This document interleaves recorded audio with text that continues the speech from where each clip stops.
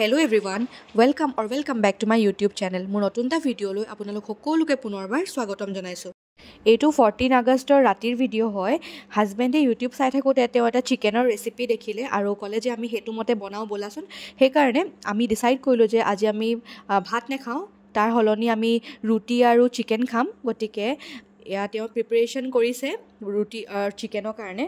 তেওঁ চিকেনখিনি মেৰিনেট কৰি লৈছে এনেই নৰ্মেলকৈ হালধি অলপমান নিমখ আৰু তেল দি পিনে, আৰু লগতে পিঁয়াজ আৰু আলুখিনিও কাটি ল'লে। আজি হেল্পাৰ হৈছে মা, আৰু এইফালে তেওঁ এটা পেষ্ট বনাই লৈছে। এই পেষ্টটোত আছে জিৰা, ধনিয়া, জলকীয়া, আদা, নহৰু, পিঁয়াজ, বিলাহী আৰু অলপমান কালি মিৰ্চ।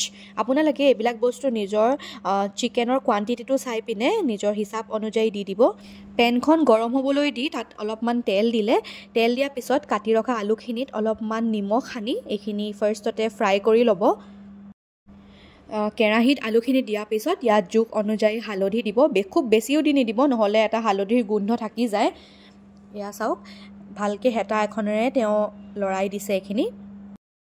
আলুখিনি ফ্ৰাই কৰি লোৱাৰ পিছত বেলেগ এখন কাঁহীত ওলাই পিনে থৈ দিলে বেলেগকৈ। তাৰপিছত আৰু অলপমান তেল দি ইয়াত জিৰা দিলে, আৰু জিৰা দিয়াৰ পিছত ইয়াত দিলে কেইখিলামান তেজপাত আৰু শুকান জলকীয়া। তাৰপিছত ভালকৈ এইখিনি মিক্স কৰি ল'লে। ইয়াত এতিয়া দিব কাটি ৰখা পিঁয়াজখিনি। তাৰপিছত এইখিনিও ভালকৈ ফ্ৰাই কৰি ল'ব অলপ গল্ডেন ব্ৰাউন হোৱালৈকে। এই ৰেচিপিটো আপোনালোকে ট্ৰাই কৰি চাব ঘৰতে, খুব বেছি টেষ্টি হয়। আৰু যদিহে আপোনালোকে ট্ৰাই কৰে তেনেহ'লে মোক কমেণ্টত জনাব। ইয়াৰ পিছত আপোনালোকে ইয়াত দিব জোখ অনুযায়ী নিমখ। ইয়াৰ পিছত আপোনালোকে ইয়াত দিব জোখ অনুযায়ী হালধি। খুব বেছিও দি নিদিব, যিহেতু চিকেনখিনিততো দিয়া আছেই নহয় জানো। এতিয়া হেতা এখনেৰে গোটেইখিনি ভালকৈ মিক্স কৰি ল'ব। এতিয়া ইয়াত দিব লাগিব সেই কৰি ৰখা পেষ্টখিনি। ইয়াত গোটেইখিনি দি ভালকৈ আকৌ এবাৰ মিক্স কৰি ল'ব। গোটেইখিনি ভালকৈ মিক্স কৰি লোৱাৰ পিছত ইয়াত এতিয়া আমি দিম চিকেনখিনি, যোনখিনি আমি মেৰিনেট কৰি ৰাখিছিলোঁ। চিকেনখিনি দিয়াৰ পিছত আকৌ এবাৰ ভালকৈ গোটেইখিনি মিক্স কৰি ল'ব। চাব যাতে চবতে মছলাটো সমানেই পৰে।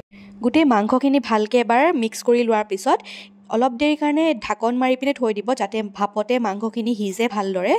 ইয়াৰ পিছত আৰু এবাৰ লৰাই ইয়াত দিব আলুখিনি, যোনখিনি আমি ফ্ৰাই কৰি ৰাখিছিলোঁ অলৰেডি। আপোনালোকক দেখুৱাইছিলোঁ এই ভিডিঅ'টোৰ প্ৰথমত। এইখিনিতে কৈছোঁ যে যদি মোৰ ভিডিঅ'টো ভাল লাগে আপোনালোকৰ, তেনেহ'লে লাইক, শ্বেয়াৰ আৰু ছাবস্ক্ৰাইব কৰি দিব মোৰ চেনেলটো। আপোনালোকে চাই ল'ব যে আপোনালোকৰ ইয়াত মাংসখিনিয়ে পানী এৰিছে নাই, আৰু যদি নাই এৰা আপোনালোকে যদি বিচাৰে তেতিয়াহ'লে অলপমান পানী দি দিব পাৰে। আৰু আপোনালোকে যদি ড্ৰাইকৈ খাব বিচাৰে তেতিয়াহ'লে এনেকৈও পাৰে, কিন্তু আমি অলপ জুলীয়াকৈ গ্ৰেভি থকাকৈ খাবলৈ বিচাৰিছিলোঁ, গতিকে অলপমান জোখ অনুযায়ী পানী দি দিলোঁ।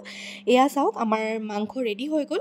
এয়া আমি খালোঁ ৰুটিৰ লগত। বহুত বেছি টেষ্টি হৈছিলে। আপোনালোকেও ট্ৰাই কৰি চাব। ৰেচিপিটো খুব বেছি টেষ্টি হৈছিলে, মই নিজৰ ফালৰ পৰা কৈছোঁ। আৰু তেনেহ'লে আজিলৈ ইমানেই, ধন্যবাদ।